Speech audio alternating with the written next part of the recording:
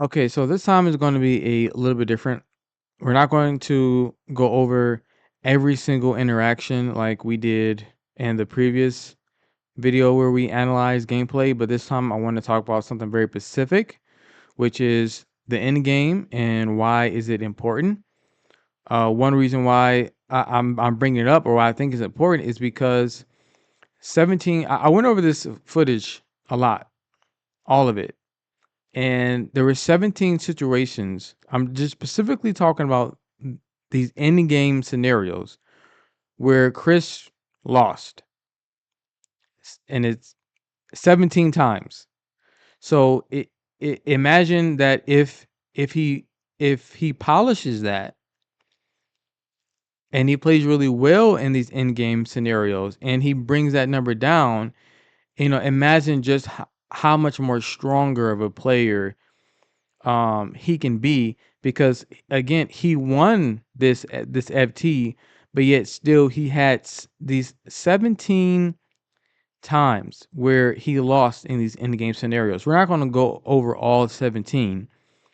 We're just going to go over just a few couple scenarios and highlight certain things of some issues that to take notice of, and also some things that like Rage did really well, because Rage has an amazing end game. Like he plays so well in these scenarios. So um end game is basically, as a matter of fact, all of you guys more than likely know this subconsciously.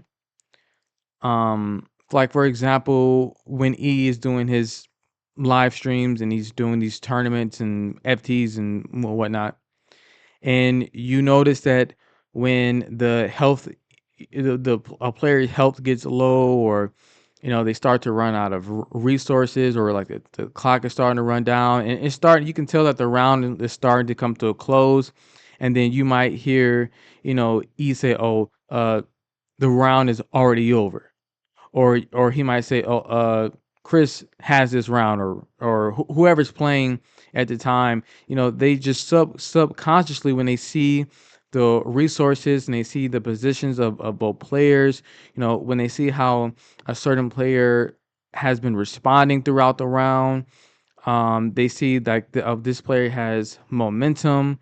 And when the round starts coming to a close, they can tell even before the round ends that, a this player already has the round. Like they can just tell as the round is coming to a close. And so these are these end game situations, these end game scenarios where the round is coming to a close, and the player who has advantage, the player who has the momentum, is starting to close the round out, starting to suffocate their opponent until the round officially comes to a close. It's usually in these scenarios where possibly the positions have been simplified. So meaning, um, they're either like the obstacles have been taken out the way. So whether that's their opponent is low on resources, so like their chakra is low, their health is really low in a dangerous state.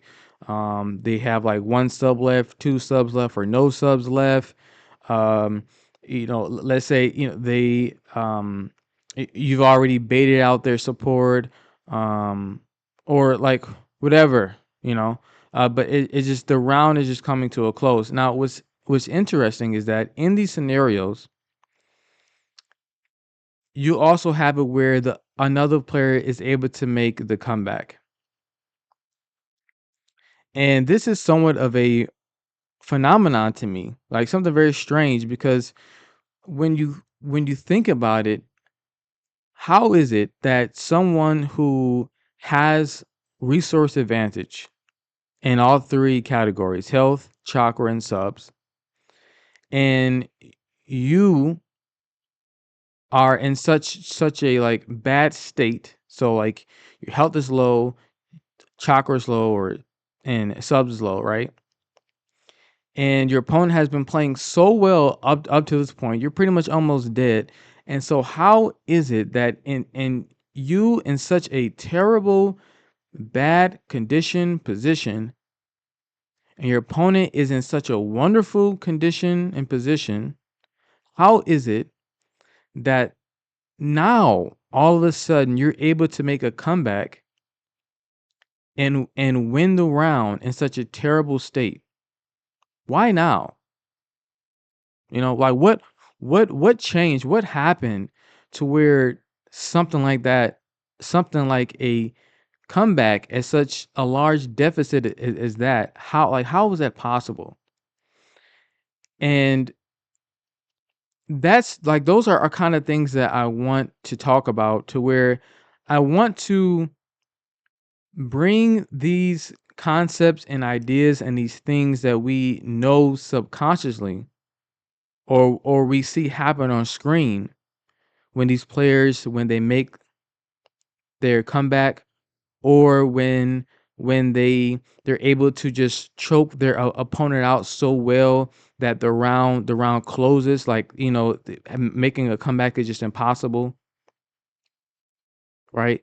So, and analyzing that and bringing what we just know as, like, just naturally know as just these concepts or just this instinct, and just bringing it to the forefront of our minds and thinking about it actively, right? So what's happening? What's going on? How is this possible? What changed? Did my opponent become more reckless in his moves when he saw that my health was low, or that my resources were low, and so he loosened his fundamentals, and so I was able to um, punish him more in these areas. Is that why I was able to make this comeback? Or was it that when my resources got low, I strengthened my fundamentals and I just start outplaying my opponent? Or did I position myself differently? Like, what happened? How did it happen? Right? So that's the goal of these videos in general, is that I want you guys to think. I want you guys to analyze. I want you guys to go over your own gameplay, see what you could have done better, see what other players are doing really well. And so in this video, we're going to go over these highlight these certain in-game scenarios, and we're going to talk about what could have gone better. How could the other person confirm the round, close out the round, pressuring their opponent, choking them out, and how possibly could the other opponent have maybe made a comeback, or if they did make a comeback, looking at how did it occur. And so that's what we're going to go over.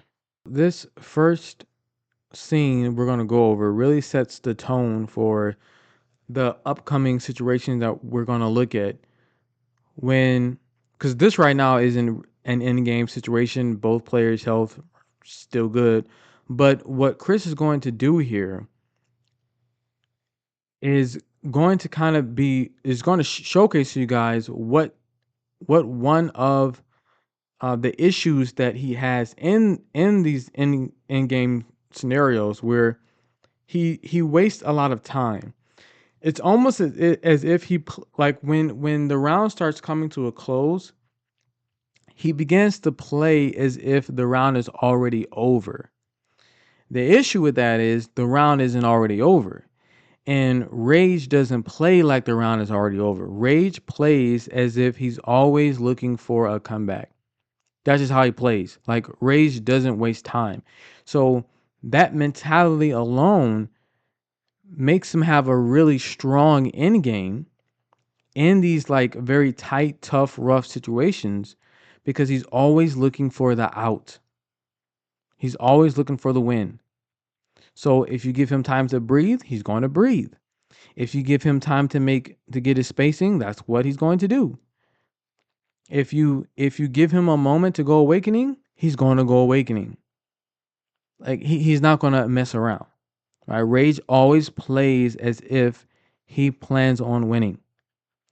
So Chris, And also you could call it that Chris sometimes plays with a lack of urgency, right? So he just kind of let Rage go. So here we go. As you can see here, right when Rage has just used up his last sub, and you saw there Chris pretty much was just chilling chilling back when this was a perfect time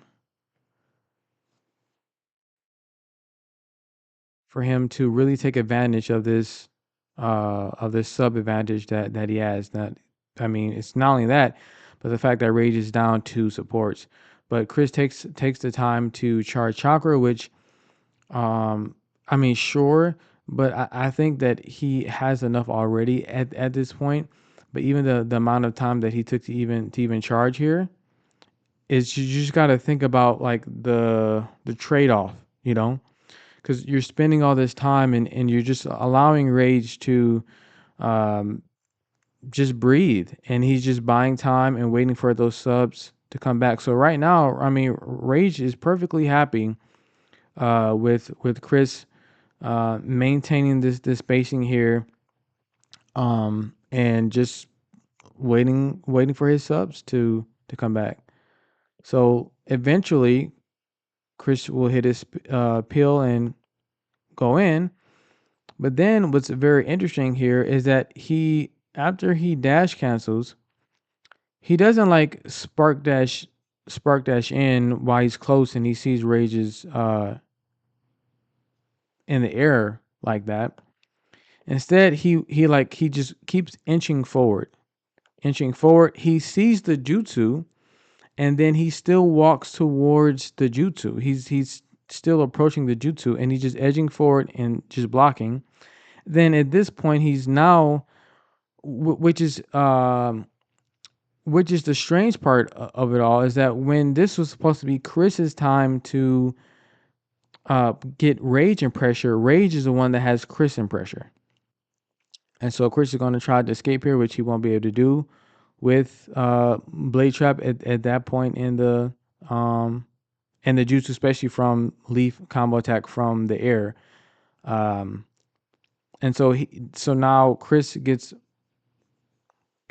punished there.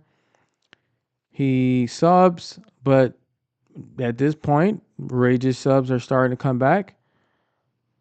And as you'll see here, Chris now is the one who is on no subs. And Chris didn't really take advantage of that opportunity at all. And so that's just kind of setting the tone for what we're going to see of Chris. Just in these kind of situations, he plays like um, with no sense of urgency, and Rage is just going to take big advantage of it. So we're going to see it here, where now this is more so of a in game type of situation where both players' health low, and the next few interactions will determine which way the round will swing, either in Chris's favor or in Rage's favor. And you can see here that Chris has the sub advantage. So now is the time, and Rage is down both supports, and he's down to 1 sub. Chris has plenty of chakra left. He even had, and his speed pill is already active, and he even has a support as well. But in any case, now's the time to pressure and really start to swing this round in your favor and gain the momentum. We're going to see here that Chris is just going to waste a lot of time. Even there, when he stopped and held block, and then he comes up and then he stops again, and then he's actually going to take this time to charge chakra. Right? Then he hops again, then stops, then he calls out support, and then he decides to dash. But at this point, so much time was wasted, and Rage's subs is going to start coming back. And even if And by the way, good on Rage for um rotating back behind this Kabuto Jutsu. Rage does this a lot. But this is typical of Rage. Rage has a very good end game. He's very proactive in these situations. He doesn't waste time. And again, Rage never plays like the round is over until the round is actually over. And so he's always going to be trying to reposition himself. He's always going to be, looking for his opportunity, or just trying to give himself time to breathe, or just trying to get himself in a better position, right? Just trying to limit what Chris will be able to do. But the thing about it is, Chris isn't really making any plays to do anything, to really pressure him at this point. Even though Rage is camping behind Kabuto Jutsu here with Sourdough Toolkit, who cares? Like at this point, Lightning Flicker, get rid of Kabuto's Jutsu, and then get really aggressive.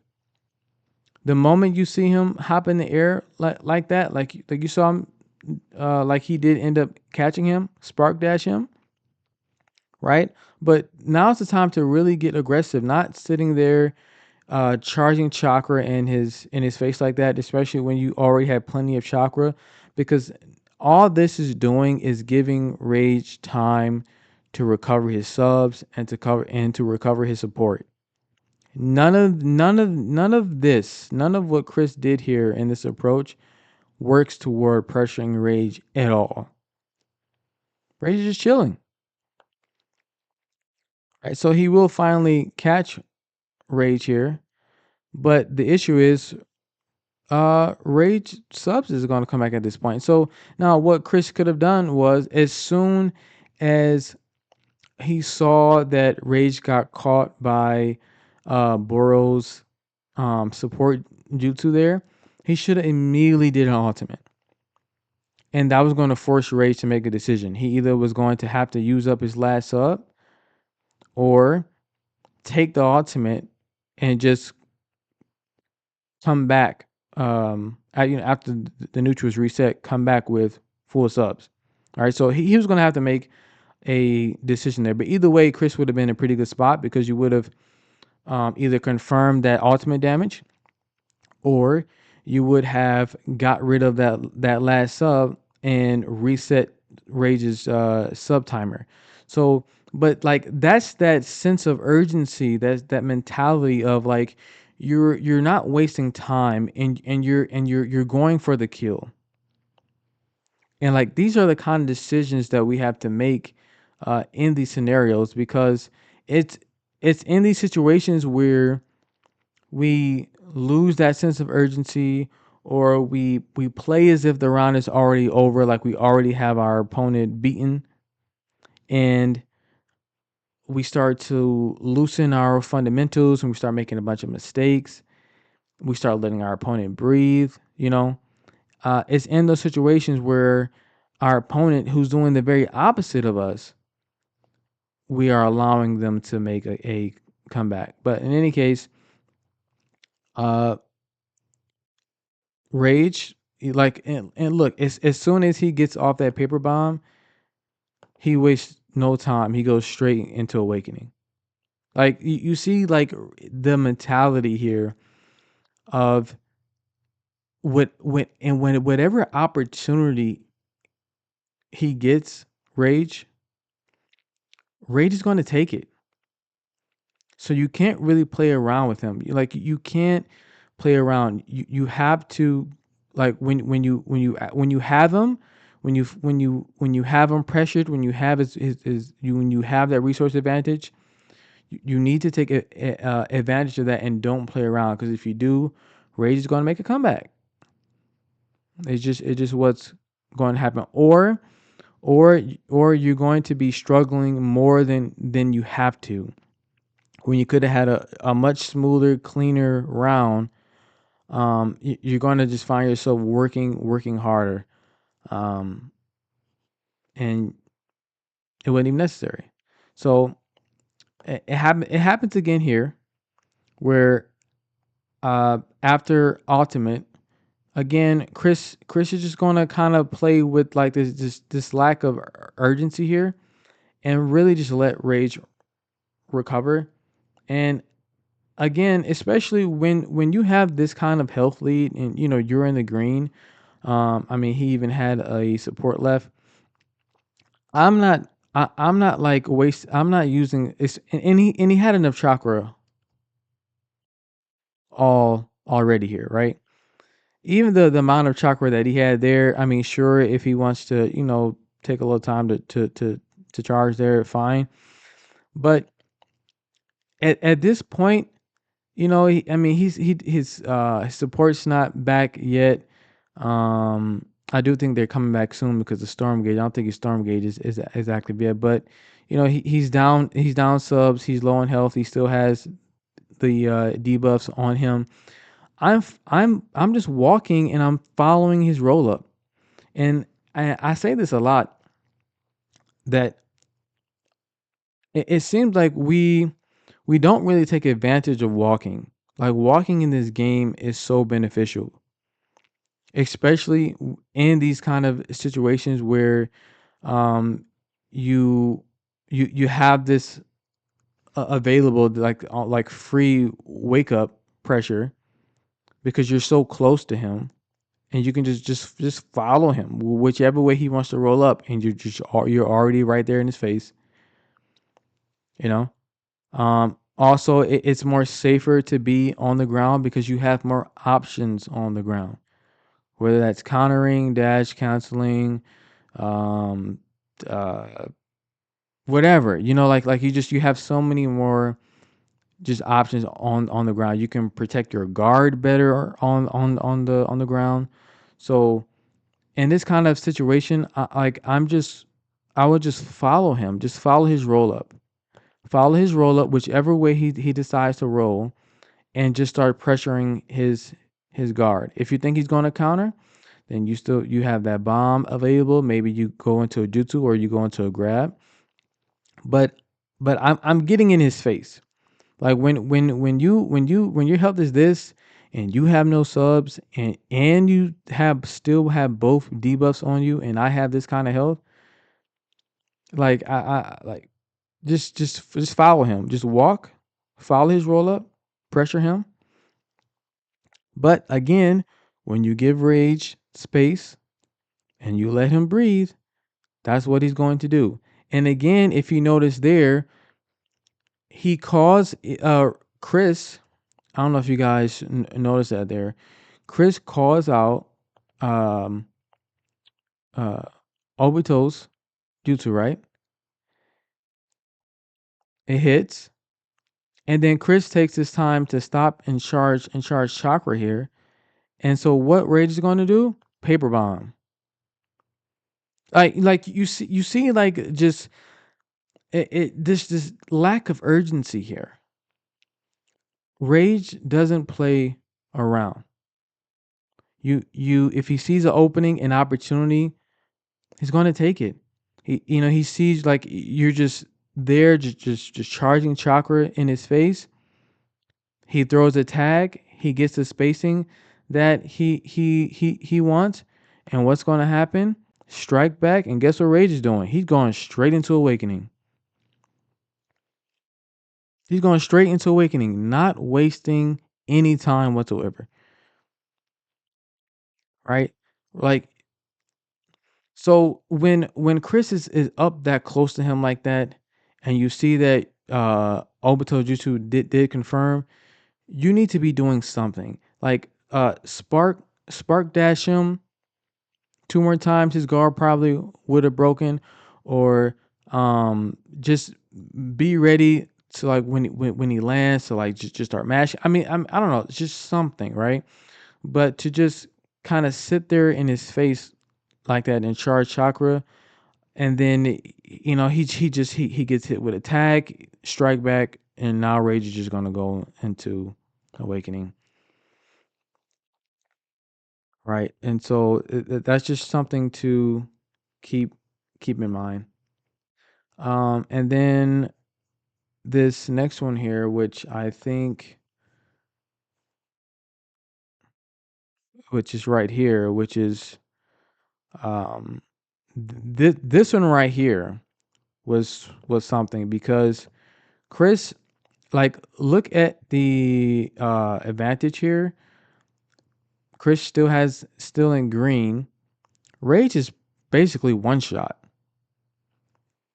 Right? Now his subs are going to start coming back, but Rage is a one shot, right? And so what Chris is going to do here, he's going to charge Chakra, right? He sees that Sage Kabuto has just dropped on the field, but he's going to start charging Naruto's Jutsu. Now, I don't know why he did this. Again, this goes back to however you were playing in the beginning when you got raised to this point. That's what you need to be consistent with. Don't let it happen where as the round start coming to a close, you start to let up on your fundamentals and you start making poor decisions. Because again, when your opponent is doing the opposite and they're looking for openings and they're looking to make the comeback, that's what's going to happen. You're going to find yourself constantly being punished and punished and punished until before you know it, now you're the one at one shot. Right? So Chris is just going. So again, in this situation, I probably would not have even charged Chakra. If I did, maybe like for a second, and then I'm dashing in, and I'm following him on wake up. Whichever way he wants to roll up, I'm following him on wake up, and I'm mashing. Either I'm mashing or I'm going to if I think he's going to counter, I'm going to go for a grab or maybe like a tag throw. But I'm getting in his at this point in the match, I'm getting in his face.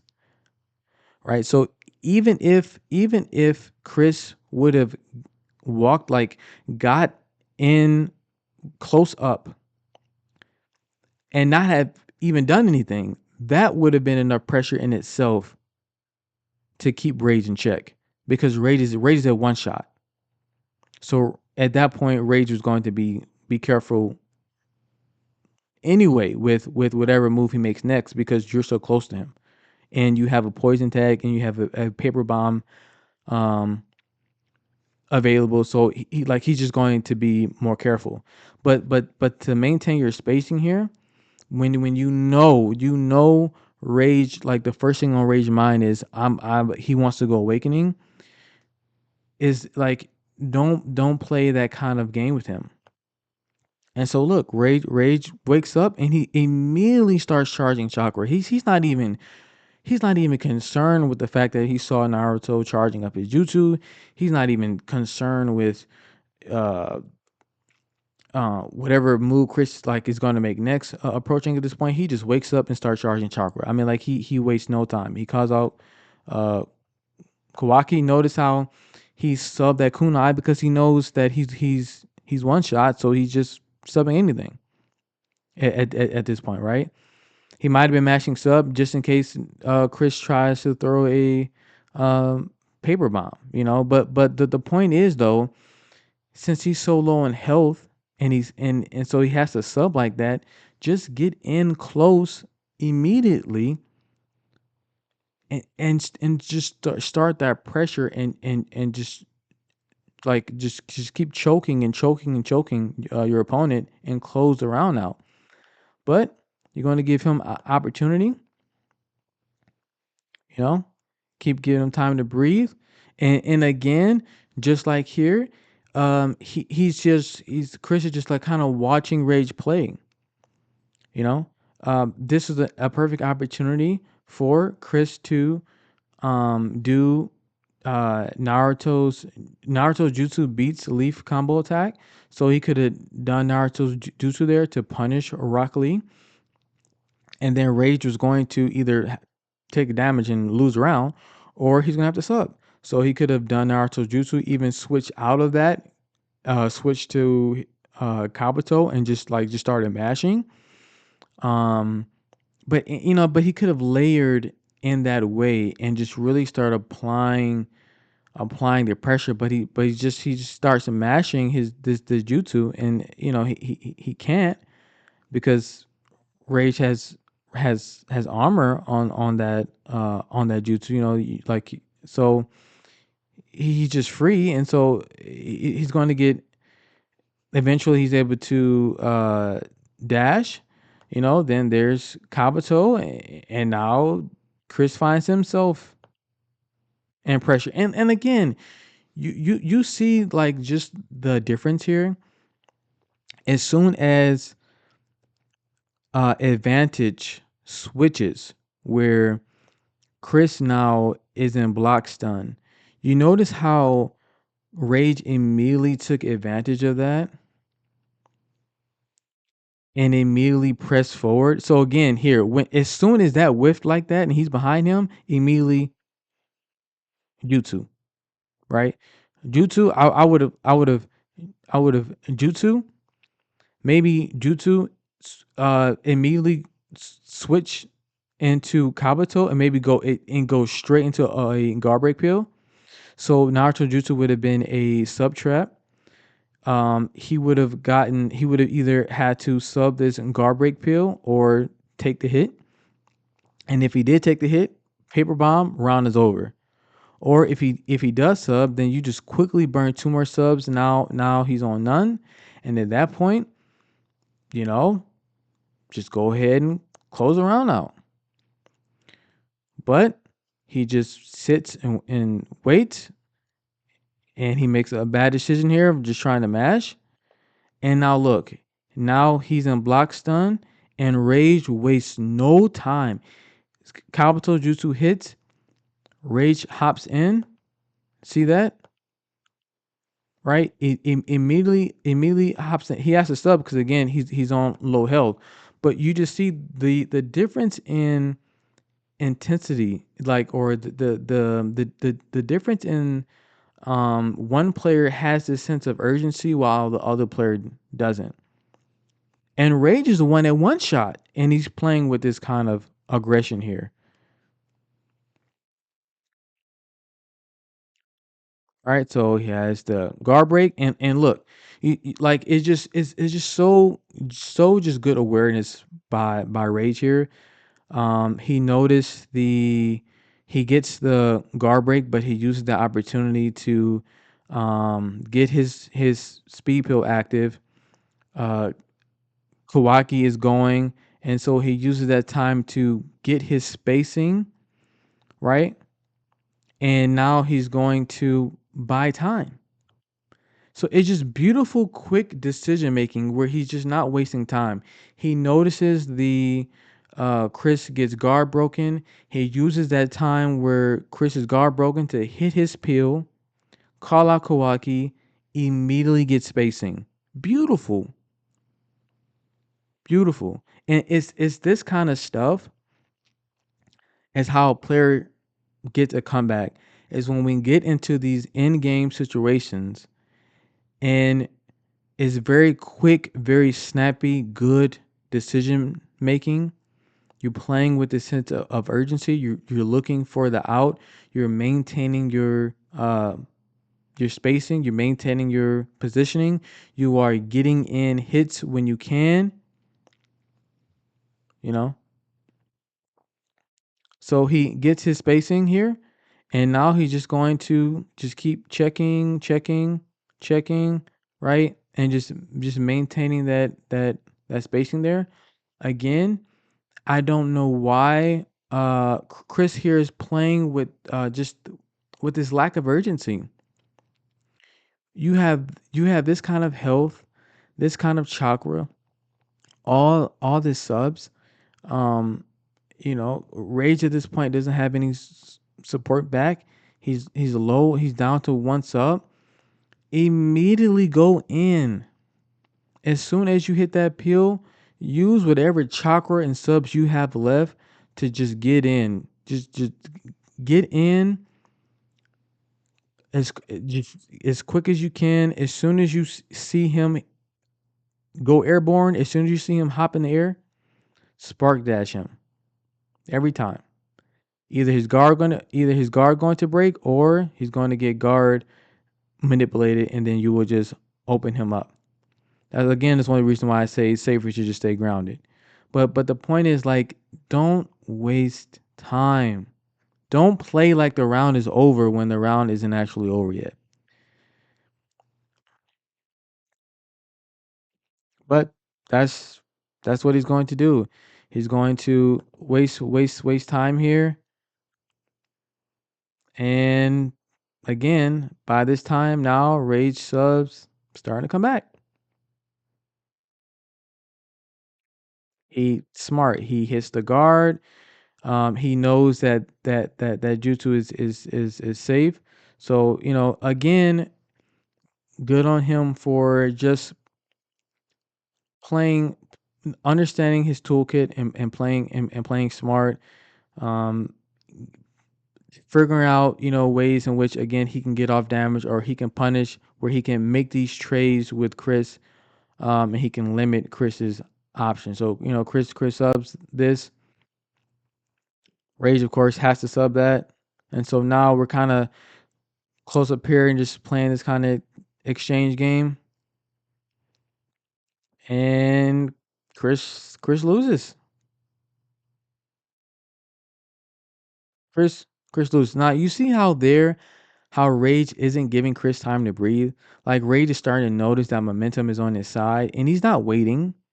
He's not, like, he didn't stop to charge chakra. He didn't let Chris get his spacing again, but he's keeping up the pressure. He sees that he has momentum, and he's keeping up the pressure, and he's going to win this round. And you have to think about the kind of deficit that Rage came back from when Chris was in the green. Rage was at one shot, and this whole time Rage was able to hold on to his health and make a comeback. And it's in these scenarios this happen because, again, Chris is playing. It seems like Chris is playing with this mentality, like the round is over, and it's not. And Rage plays with the mentality of he's always trying to make a comeback. So he's always thinking of the best ways possible for him to do that. He's always trying to maintain um, positioning, or like, or take advantage of opportunities when he gets it, either to go awakening or to pressure his opponent. He makes very quick good decisions. And to do this in these kind of scenarios where you at such a great disadvantage, is commendable, and it's something to consider, um, when you do your when you yourself get into these kind of situations. Now, um, one before we look at, like, the other ones, one example I want to show is actually from Boro and Izui, and then we'll get back to Rage and Chris. But I want to show this because Boro just gave a perfect example of, like, when you get into these end game scenarios here, where the round is coming to a close, you're pretty much, as the one who has advantage, or as the one who, like, momentum is currently on your side, the round is swinging in your direction. You have pretty much two options. You can either pressure, like, you can either continue to choke your opponent until the round is over, like just really, really hard pressure, or you can maintain neutral, and you can start playing even more fundamentally strong, and just keep checking your opponent, throwing out bombs, tags, kunai, jutsus, playing off that health lead, and just maintaining neutral, and just playing really, really, really strong defensively. And so what that does is, since your opponent already has low health, a lot of things they're going to have to sub that they otherwise wouldn't have to sub. And you're just going to keep chipping away, chipping away, chipping away until eventually the round is over. All right. So there's two ways you can go about it, but I want to show this because Burrow does he showcases this really well here. So he gets the awakening of Zoe, and watch how he starts his pressure here. He goes in, he sees that he calls out his support. He knows that his support is going to go ahead and get started here, and Boroshik is going to waste no time. Immediately dashes in again. This is why I say to stay out the air, um, uh, when you can. But he's gonna immediately just pressure, dash back in. Again, another spark dash. He calls out Eno. Now he's going to stop and charge Chakra, but that's fair considering that Eno has already um uh confirmed here. So I mean, sure, he has the time to go ahead and charge Chakra. Um, Zui's going to have to is going to have to sub, right? And again, if you notice, in the beginning there, Zui had sub advantage and Boroshika was down 2 subs, but you saw Burrow still he still initiated the exchange there, and like he just wasted no time in getting in and starting pressure. And already Zui is down 2 subs. His health is getting down further, so it's just really good. Right, and then look, waste no time, hops back in. He's going to go straight into match. He's going to get good counter by Zui, and then Burrow's going to return the counter. And now this is where we getting to where I say that the second way you can play these scenarios is to maintain neutral, right? So this is what Burrow's going to do here. He gets his spacing, throws out a bomb. He has to sub, right? He has to sub because he's one shot. Burrow's still going to maintain his spacing there. He's going to throw out a jutsu. Zui has to sub this, right? Because he was going to get caught dashing there. So now he just ate 2 subs there. Burrow's just going to keep checking, right? And so you see here where you have that other option to where you can get your spacing, you can maintain neutral, but you're still throwing pressure downfield. You're still checking your opponent, right? You're not just letting them breathe or like letting them do whatever they want to do. Like you're still sending these checks downfield, whether that's a kunai throw, a bomb as you saw, or a jutsu or something, right? You're still throwing pressure downfield, and it burned 2 subs. And even if he would have just blocked that jutsu, still would have done chip damage and also got his guard down. His guard health down lower, which just would have made it ready to break again. So still providing some form of pressure, but this is kind of what I mean. Like when you get into these kind of scenarios, um, don't play around. Like make a decision as to what you want to do. Right?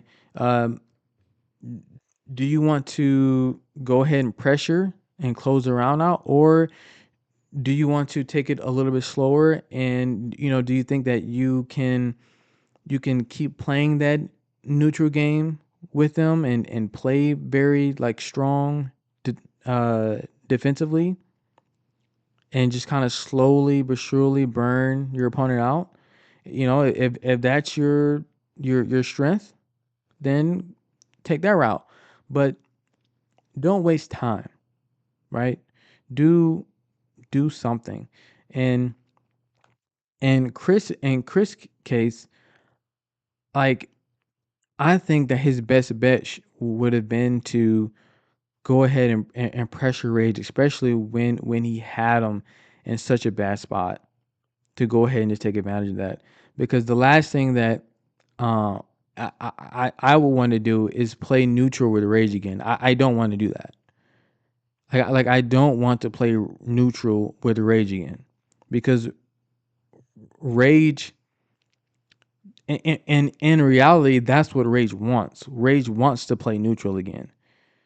He wants opportunities to where he has time to breathe, or he has time to call out Kawaki so that he can go um, awakening, or where he's waiting for his subs to come back so then he can come back in and start making these exchanges with you to try to burn your subs. But like, don't play that neutral game with him, especially when you have him this low. Just close a round out. Because when you play with him like this, and you just like, you don't have this sense of urgency. Rage, who has a very strong end game, he's always looking for the comeback. He's going to make the comeback, or it's just going to it's going to you're going to have a more difficult time than what you actually had to have. The next scenarios we're going to go over, we'll be taking a look at weighing the value of the options that we have, and then determining, which route might give us, like, we might get the most out of it. And so one example here is going to be when Chris gets that last sub from Rage. Now at this point, you kind of want to start that sub timer in your head, and this goes for both players. Um, and just paying attention to, like, when the last time that they used their subs, and just kind of keeping track of when those subs will start to come back, so you can kind of determine, should I really start pressing now? Should I just go for an ultimate? Should I just go for a jutsu? Should I just go for a grab? Maybe I just throw a paper bomb and just get back because I know the subs are coming back. Or do I try to force them to use that sub that's starting to come back and get that timer to reset? So just kind of like weighing that's what I mean by weighing your options and seeing which route that you can take that would give you the most value. Um, and so your subs come back about 10 IRL seconds from what I timed. So in any case, starting that like timer in your head, Chris, his sub starts to come back. Rage is still down on subs. So now Chris here will sub this jutsu, and he's going to go straight into ultimate. Now this is where I go back to weighing the value of the different routes that you can take, because Chris still had some time left before Rage subs were going to come back.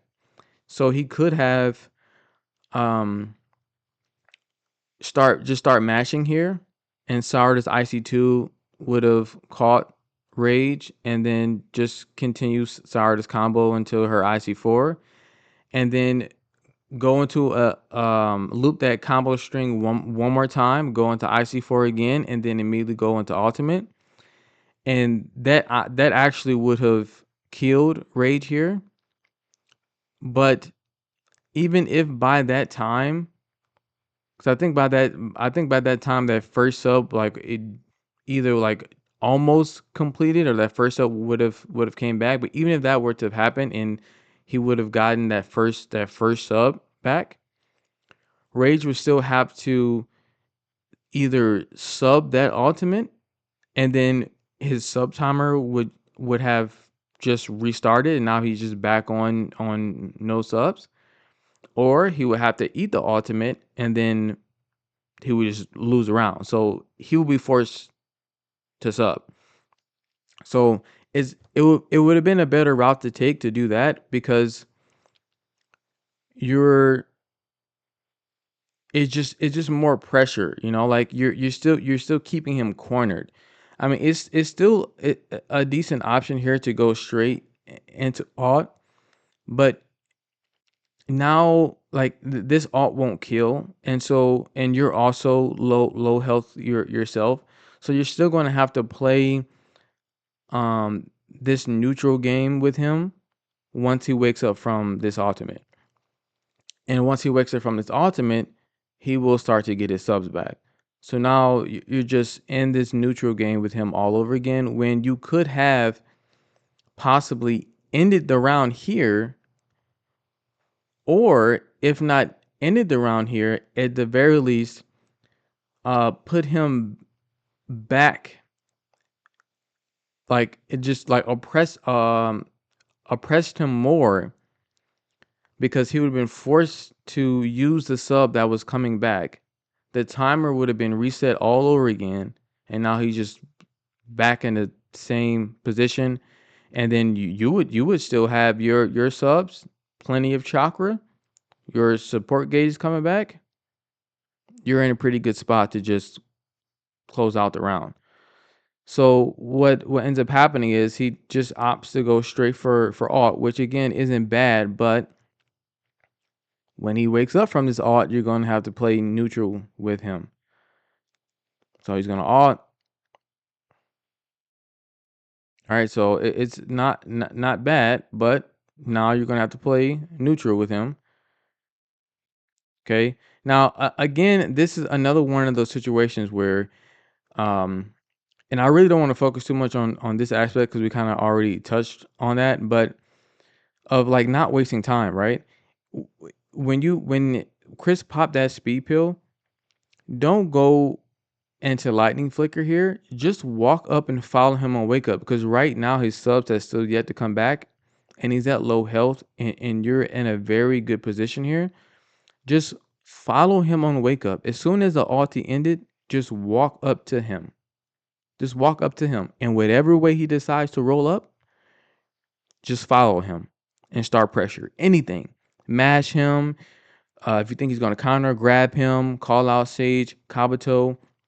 Then maybe try to go into a garbage peel if Sage Kabuto's jutsu confirm block stun on Rage, or again just going to mash. I mean, start anything, but get in his face, right? Because he's like you have advantage here, and you want to take advantage of that. But that's not what's going to happen here, and Rage is going to get his subs back. Chris's guard is getting low. And then, by the way, that's one habit Chris does have, is that I notice that either when Chris is starting to feel pressured, or he's getting in kind of like these very close situations, where like either his health is low or his subs are low, he'll start randomly switching, and sometimes that can be a bit unsafe, and also just a waste of resources.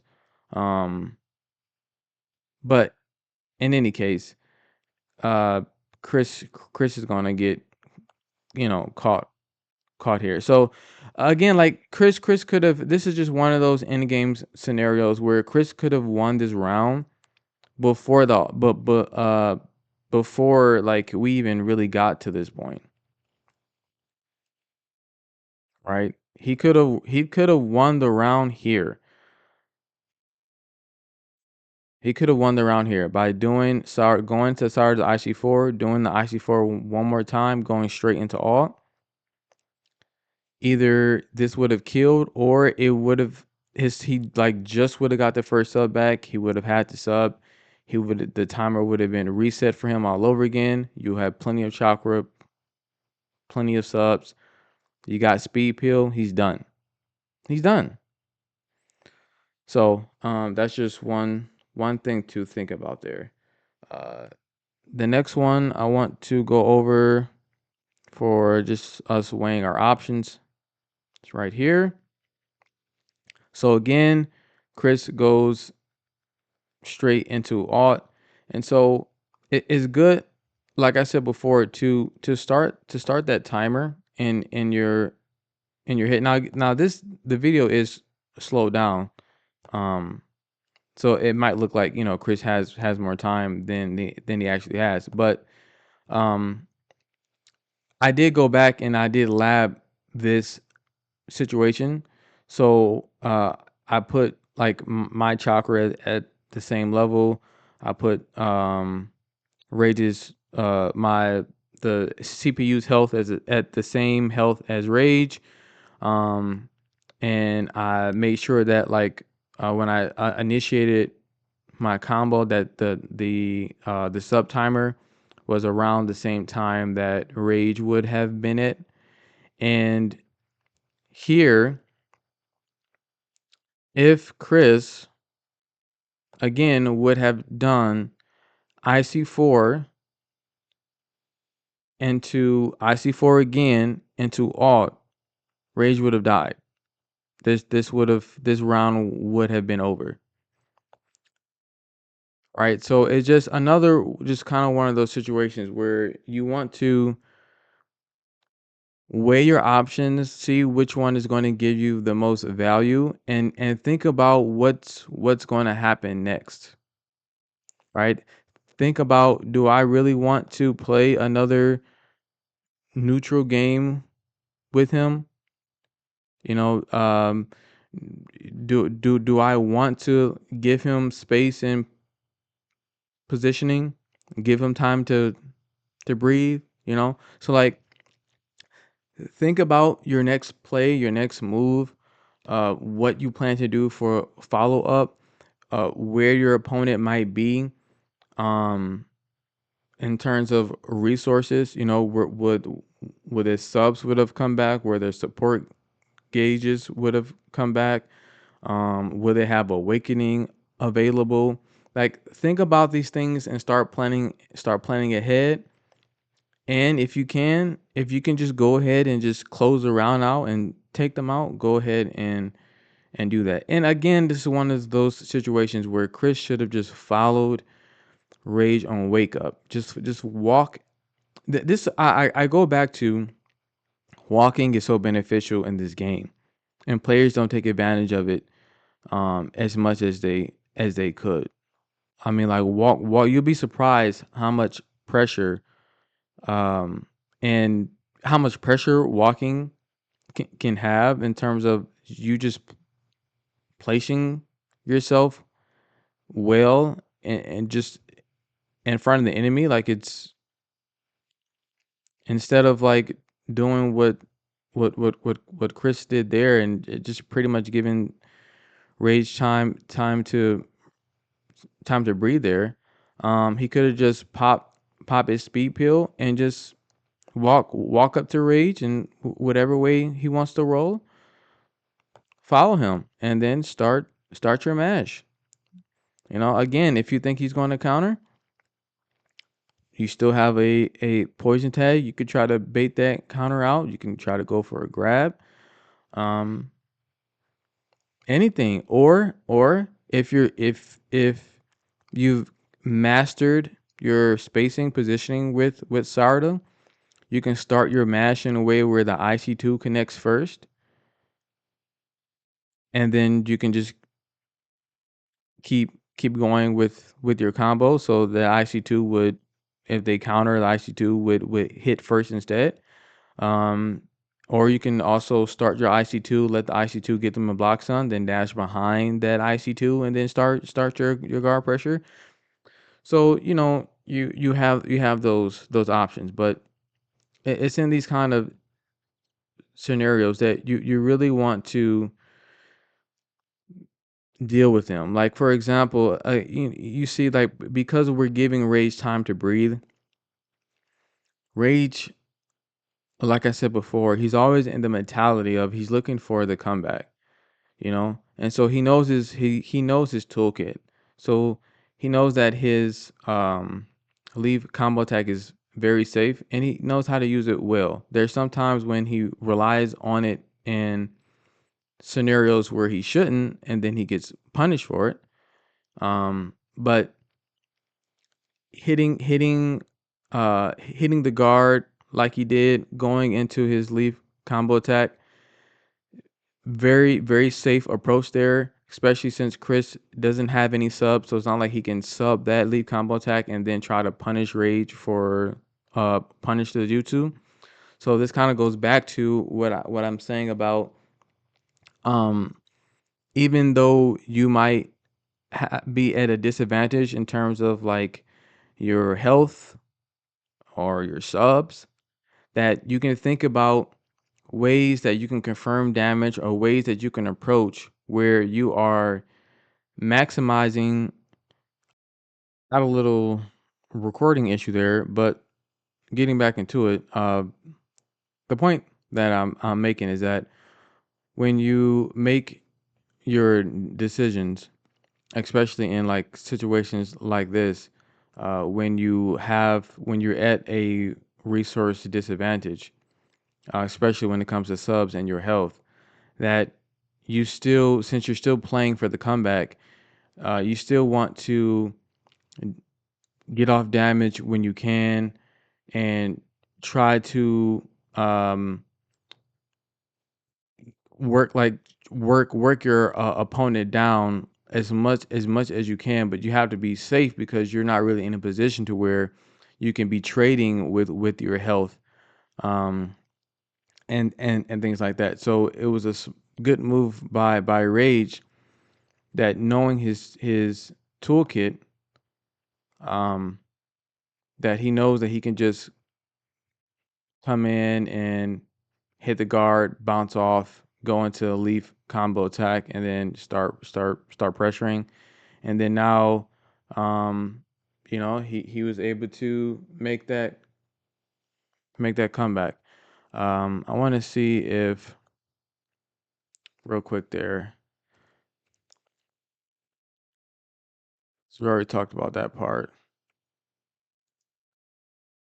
But yeah, so this is kind of what I'm saying here, that now because Kristen closed out that round earlier, and then letting Rage have that time to breathe. Now he's having to play this neutral game with Rage all over again. And so, this is kind of how those comebacks can happen. So here again, we're going to be looking at another scenario where we want to weigh our options and seeing which route we can take that will get the most value out of it, especially in these end game scenarios where you, every decision you make becomes very critical. It becomes a determining factor if you make the comeback or you lose the round, or even on the opposite end of that, whether you're able to close the round out and pressure your um, opponent, or you make poor decisions and you give your opponent room to breathe, and then they actually make a comeback. But in this case, just pretty much focusing on Chris here in this scenario, and he's going to confirm Blade Trap here, right? And then he's going to go just to go into combo, and he looks like he's kind of waiting for Rage to sub here, so he doesn't necessarily commit to the combo that he's going to go into.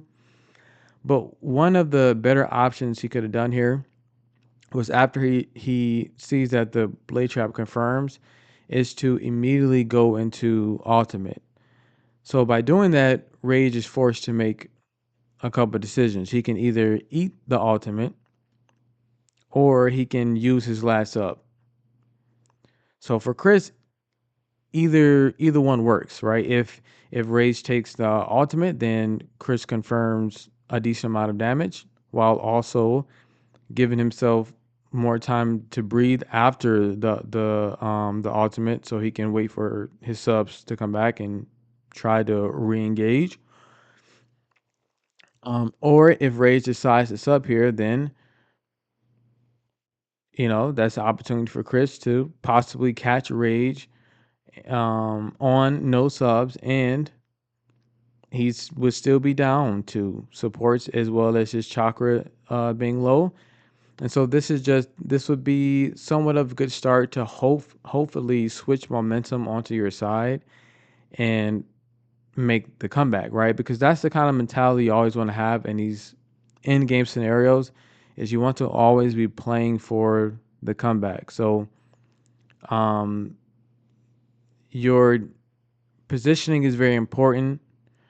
Um, you looking for opportunities to confirm damage is very important, or looking for opportunities to burn their subs, eat away at their subs, while also all while doing that being as safe as you can, right? Still holding very strong to your fundamentals, um, putting yourself in positions to where um, you can still respond if your opponent does something. So you're just protecting yourself, right?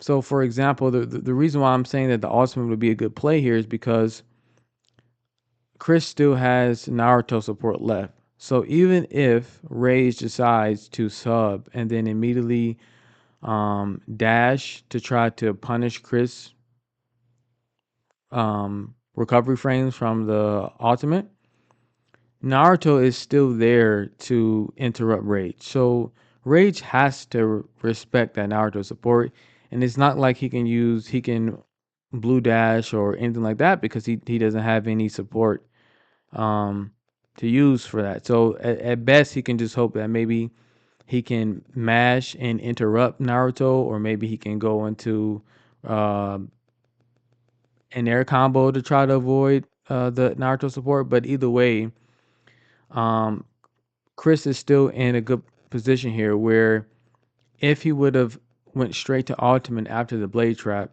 he can either force the sub, and he's still in a very good position because the rage is limited on his options as far as punishing Chris for that ultimate, because Chris still has his Naruto support available.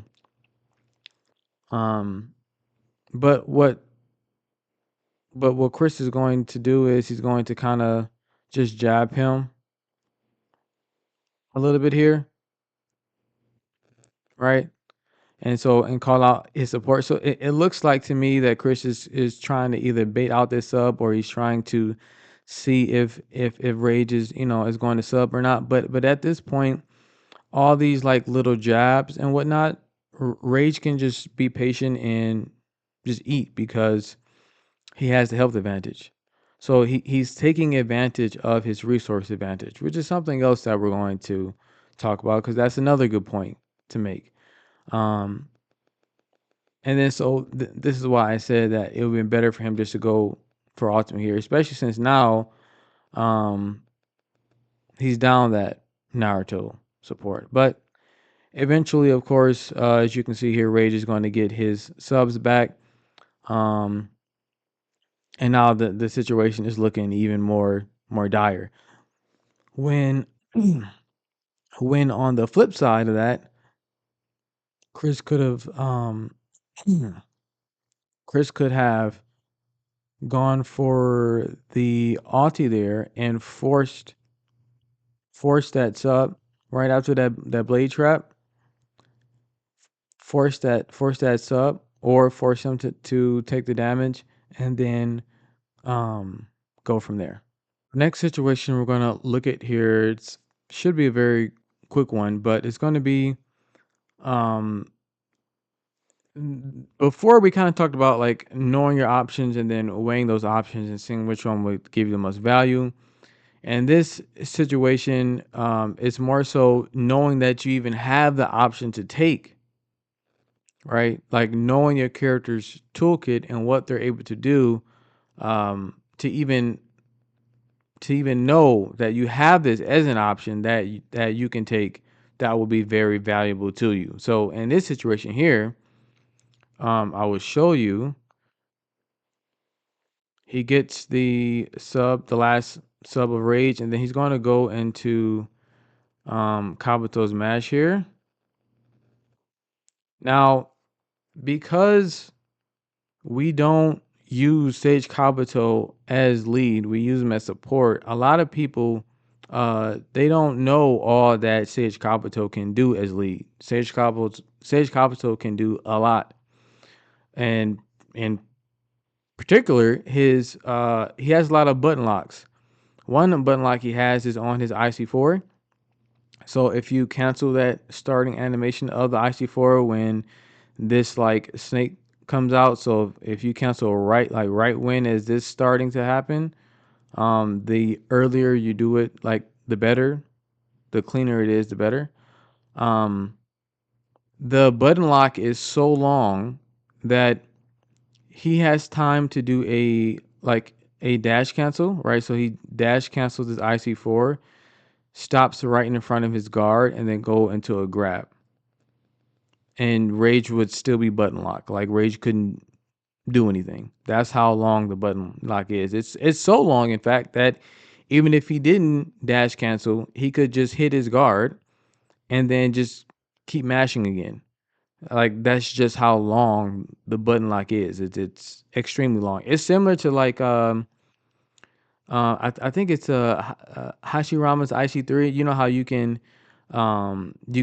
press counter on his um IC3, his that starting animation, and the button lock is so long that you can just keep mashing. So it's similar to that. So the reason why I'm saying that is because if if Chris were to have done that, right, instead he hits the guard, he bounced off into Jutsu there. But if he would have, if he, because I don't think Chris even knows. I think most player don't doesn't know. But I did do a Sage Kabuto guide, so you guys can go look at that. Look, just watch the like the guard pressure portion, and you can see all the different options you have. But anyway, if Chris would have canceled the IC4 and gone into grab, he would have um well, number one, he would have avoided Rage's support there, and also he would have been making the most out of this opportunity where he had he had Rage and guard pressure, and he caught Rage on no subs. And so I actually went back and I labbed this situation here to see, um, based on like health, based on when Rage had used his last sub, and based on Chris remaining chakra at the time, that the guard pressure started, how far Rage could have gotten, or how much health Chris could have taken away from Rage if he would have started that combo off. So if he would have IC4 cancel into grab, he could have after grab go into Sage Kabuto's J2, IC2 into grab, and J2 again, into IC2 into grab, into J2 again, and into ultimate. And that combo there would have taken away 50% of Rage's health. So I'm sorry, not 50%. I meant yeah, but it's a whole bar. Is what I'm trying to say. It would take a whole bar. So if Rage was at full green, then Rage would be at yellow at the end of that combo. So 50% would still be like probably somewhere here, maybe somewhere like around there. He would be very close to red. Um, Maybe possibly Chris will have the health lead, maybe, or at least the health would be tied, possibly, right? But the point is that he did have an opportunity to really um do do some damage here, and in this case, it just came down to character knowledge. You know, knowing what your character can do and knowing your bread and butter combos. Next, I want to go over just a couple situations here where I want to talk about the point of taking advantage of resource advantage. And so this is kind of where, I mean, maybe you can call it patience, but this one example here, and then we'll look at another one. But by the way, but before that, look at this like Chris, not Chris, Rage notices that Chris is going to try to escape his combo pressure with the blade trap. So Rage cancels his guard pressure to go into a poison tag to try to interrupt that jutsu. So that's just good awareness by Rage. And even though this not i- um a part of what I want to talk about, I mean that's just something that we just have to take notice of, because that can't be said enough of that, like this kind of awareness and reaction and thinking is what we all should be putting into practice more, of watching our opponent, watching what they're doing, and then trying to like respond to that in the best way possible. Now that being said, unfortunately, it just this interruption that Rage is going for wasn't fast enough, so he will get hit by the blade trap. But either way, I appreciate the fact that he even attempted to um, do, like he noticed that he was what Chris was going for, and he did attempt to do something about it. In any case, yeah, the blade trap, the hitbox is going to interrupt that. But this is what I want to talk about here: is that Rage is going to hold on to this sub. Chris, as you can see, he's going to go for ulti here, and he's going. Rage is going to eat the ult. Now, this is a good decision by Rage here, because he has a major resource advantage. He has a lot of health, and looking at what's happening here, Frisk subs were just starting to come back. So the issue at this point, and this is a very similar situation to what we already talked about before, of where I was saying Chris should have done the ultimate to try to force Rage to sub, or to either to take the damage. This time in this situation, Chris actually goes for the ultimate. Rage decides to just take the ultimate. Now, again, this is good for Chris in the sense of Rage. He gets to confirm damage on Rage, and once and after the ultimate, Chris will have his subs back, and he can go and have engage in that neutral again with Rage. But in any case, this was smart on Rage to take the damage, because the other option wouldn't bring him too much value, because if he would have subbed to try to preserve his health, he would be down on no subs now, like just like fresh off of no subs, while Chris would have full subs here, right? And now, I mean, Chris is just will be free to just pressure, you know. He'll be able to catch Rage more than likely at that point, and deal not only deal damage to Rage, bring his health down, but also Rage would just be caught in pressure, so he would have to start using up other resources to try to get himself out, whether that's using up his supports that he just got back, you know. So it subbing there could quite possibly really have swung momentum in Chris's way, depending on what would have happened next. So this was good. Rage realizes that he has a major resource advantage, that being health here. And so he decides to take advantage of that and just eat the ultimate. Now, the unfortunate thing is that after Rage makes, I think, a very good decision here to eat this ult. As you can see, after the ult finishes, Rage will still be in green, right? So he still has very good health. Um, and he is going to call out Kawaki there, probably to avoid Chris from pressing forward. But to be honest, Chris in a lot of these like end game scenarios, or as the round is coming to a close, or when Rage um is it like is at this did it at a disadvantage in some way. Chris has a habit, or at least in this FT, of letting Rage breathe, And so, in all honesty, as you can see here, Chris first thing he did was start charging chakra. He didn't even make any approach.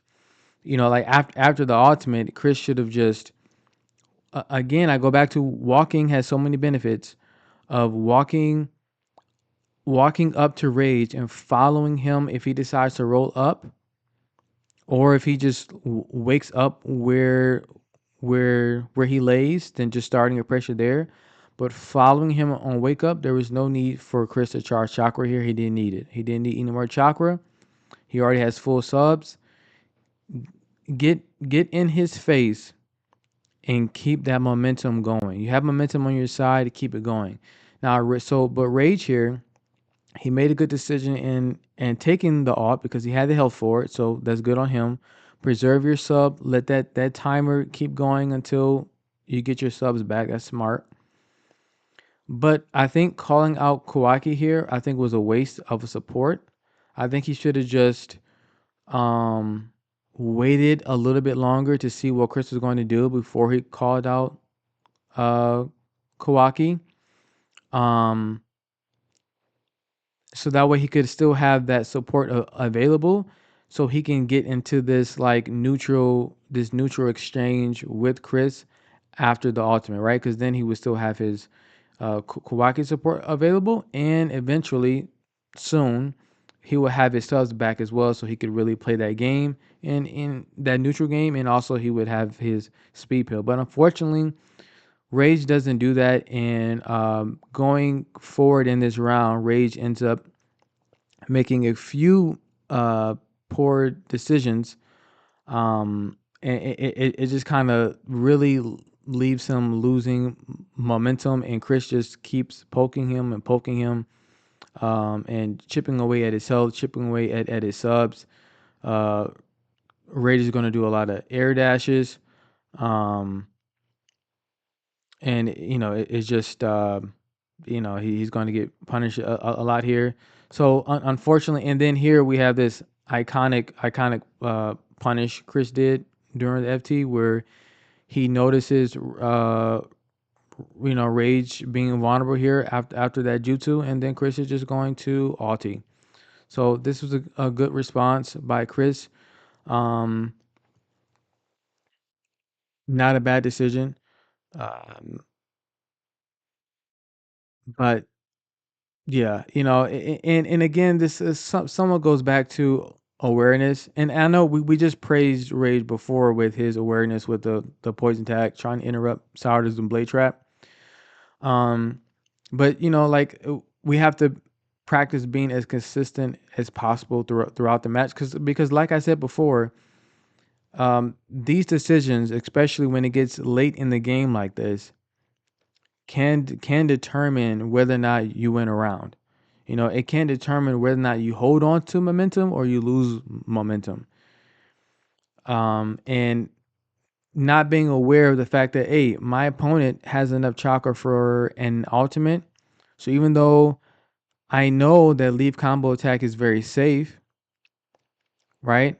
If my opponent subs, or if I whiff this jutsu, or in anything of the sort, my opponent can just alter you for free, and there's nothing that I can do about it.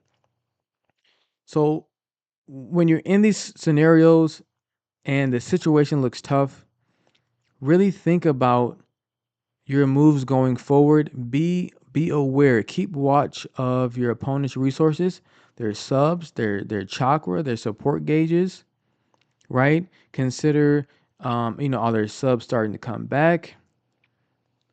How like I said before, how much chakra they have. Do they have an ultimate um Ren Sasuke, where they have like iframes on their alt, where they can just sub and alt and like punish me for just mashing, or punish my jutsu. Like, you just have to think about these things, so the next move you make, you're trying, you still want to try to confirm damage. You still want to try to eat away at your opponent's subs, but you want to do that as safe as possible. Yeah. Now the next one, I want to look at, and staying on the same theme here, is going to be here, where on the flip side of this, Chris sees that his subs are coming back, but look what Chris is going to do here. Chris is going to sub um like halfway there to where like his sub couldn't even fully complete.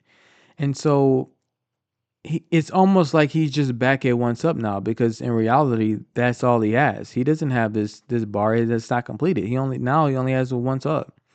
So you have to like consider the value. Do I want to escape this combo now? Or would it be more value for me to wait for my subs to come back so that I have more to work with, right? So that's something worth considering here, because now you went from, you had no subs, your subs were coming back, but because you didn't wait for those, you didn't wait for those subs to come back and you just wanted to escape that combo right away.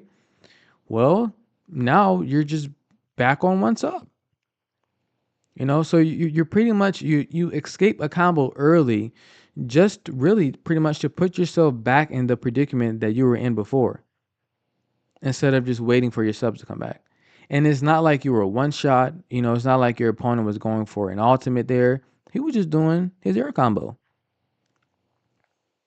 So because of that, now Chris is down to one sub, and look. Now Rage subs are coming back.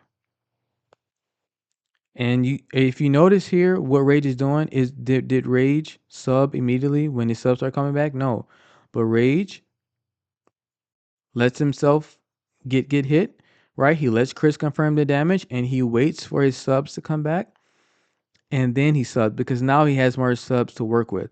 So this is a very beautiful example of like, you just kind of see the negative and positives at the same time, because both situations are flipped, right? Chris Ray started off on one sub. Chris subs were coming back. Chris subs the combo early, and it was just in he was just caught in a air combo, but he didn't wait. He subs the combo early. Now he's back on one sub, pretty much in the same predicament he was before. On the flip side, Rage subs are starting to come back. Rage doesn't sub the combo early, but he waits for his subs to fully come back. Then he subs, and now he has more subs to work with. So in this exchange here that happened, Rage has Rage has been able to maintain the sub advantage purely just off of patience. And now Chris is literally back in the same position he was when he was caught in the air combo, if not worse now, because Rage has 3 subs. Before he only had 1. And so this is something to really consider, the value of what you're deciding to do, and which would be more optimal, more efficient to do. I want to close the video out with looking at this last scene here, and I want to start off by saying I don't know exactly what happened. So I don't know if Chris controller died, if something happened that he had to like step away real quick, and then he came back. Like, I don't know. But it looked like Chris pretty much just gave up on the round. So I want you guys to see this here. And that's why I think he just gave up on the round, because he blocks, he just walks a little bit, and then he pretty much just lets himself get caught, and he subs again, but he just pretty much just standing there, and he subs again, and he just stands there. And so I think he's just pretty much getting rid of uh, just like giving up on the round here. See, and just letting the round close. Now The reason why I wanted to show this part is because uh I I I I love Chris. I love his gameplay. He's one of my favorite players to watch. You know, he's up there with like Burrow and Zooey and a whole bunch of players I love to watch. Like I love watching Chris play. It's always a fun time watching his gameplay, no matter who he's fighting. So you know, this isn't like any type of hate towards Chris or anything like that. But I want to speak about this in a general sense. So I'm addressing everyone, including myself. When we're having these rounds and we're getting in these end game scenarios and the situation looks bleak, you know, it looks bad. Look, it's tough. It's getting rough. You know, we're constantly losing exchanges. You know, we're at a major disadvantage. Even in those situations, never give up. Never give up the round. The round isn't over until you are dead, until your health reaches zero. So long as you have a percentage of health left, you keep playing as if you're going to make a comeback, right? Because Rage was in a similar situation as Chris here. Rage had Rage was on one was at one hit, and Chris, if I believe, I think he was in green, and Rage from being one shot came back and won the round, and Rage was at one shot, right? So don't when you play, always maintain the mentality of you're playing for the comeback. If you get in the situation where you're there's this major disadvantage, always play for the comeback. Don't give up. And one of the reasons for that is because you do not want to condition yourself to thinking that, well, if the round gets too bad, if the fight gets too tough, then you know, I'll just give up. I'll just take the L for this round, and then I'll you know we'll I'll try again next round, or you know I'll just I'll let my opponent have this match, and we'll go back to character select, and you know I'll change my team up to something that I think would be better, and then I'll just come back at it next match. Don't have that mentality, because you're going to condition yourself that every time you get into these conditions, I mean these situations where it gets tough, instead of you naturally or you instinctively thinking or looking for the out, you're not going to be looking for the out. You're not going to be looking for, you know, how can I make this comeback here, or like what's the best play for me to make next here? You know, how exactly should I approach my opponent in this situation to like pressure them, or to just try to confirm damage, or maybe to throw out some type of like sub trap play. You know, like what should I be doing here to make this comeback? You're not going to be naturally thinking like that, or having those, or sharpening those instincts, because you're conditioning your mind to just say, well, if the round is getting too tough, it doesn't look like I can make a comeback, then I'll just let my opponent have the round, and I'll try again next round, or I'll go back to character select and I'll change my team. Now listen, if you know you lose a round and you say, hey, I want to go back to character select and change my team up, sure, fine, fantastic, right? But don't give up the round. Keep fighting. Let the opponent earn that. The opponent has to earn that. Let them earn that. Don't just give it to them, right? The same concept goes for in like training, exercise, or any combative sport, or any really sports in general that you have to train your body for physically, right? You don't a lot of times people, or like physical trainers, you know, they would tell you that when you're doing an exercise, especially when you're trying to increase your max, like your max amount of push-ups, your max amount of pull-ups, or whatever, you don't stop when you think you can do no more. But when you think that you can do no more, do one more, then stop. Right? So like that's the mentality. You're conditioning your body, and you're letting your mind know, you're letting your body know that when I get really tired, when I feel really exhausted, we don't just flop down and say, okay, that's it. But we keep pushing to the one more.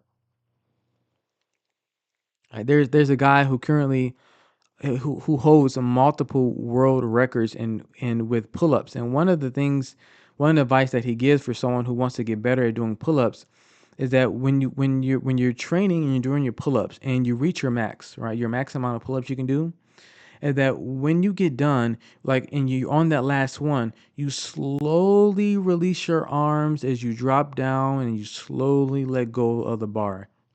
All right, but you don't like when you're on you're doing your max and you're on your last one, you don't just let go of the bar and just drop down from exhaustion. Right, but you slowly release, slowly lower yourself, slowly let go of your grip, and then land. Right, because you want to condition your body and condition your mind that we don't stop when we're exhausted. But when we're exhausted, we go for one more. Right? You keep going. You keep you keep pushing forward. And so that's the mentality to have in these in-game scenarios, to keep pushing forward. Whether you win or lose, keep pushing forward. Then of course make those adjustments. Go analyze your own gameplay. Go over what you did well, what you didn't do. What you did well, what you did that was not so well. Go over maybe how your opponent responds to things, what maybe you can get out of that. Go lab your bread and butter combos. Go lab your guard pressure. Go lab your wake up pressure.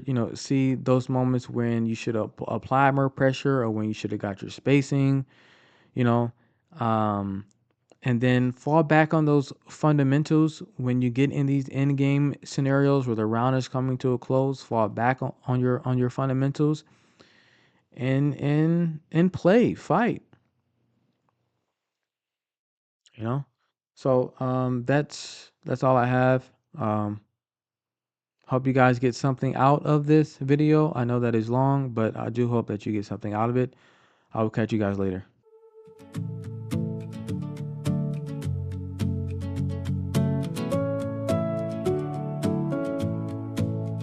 He said there was a man who had 2 sons, and the younger of them said to his father, "Father, give me the share of property that is coming to me." And he divided his property between them. Not many days later, the younger son gathered all he had and took a journey into a far country. And there he squandered his property in reckless living. Come, let us return to the Lord, for he has torn us, that he may heal us. He has struck us down, and he will bind us up. After 2 days he will revive us. On the 3rd day he will raise us up, that we may live before him. Oh, let us know, let us press on to know the Lord is going out as sure as the dawn. Oh, he will come to us as the showers, as the spring rains that water the earth.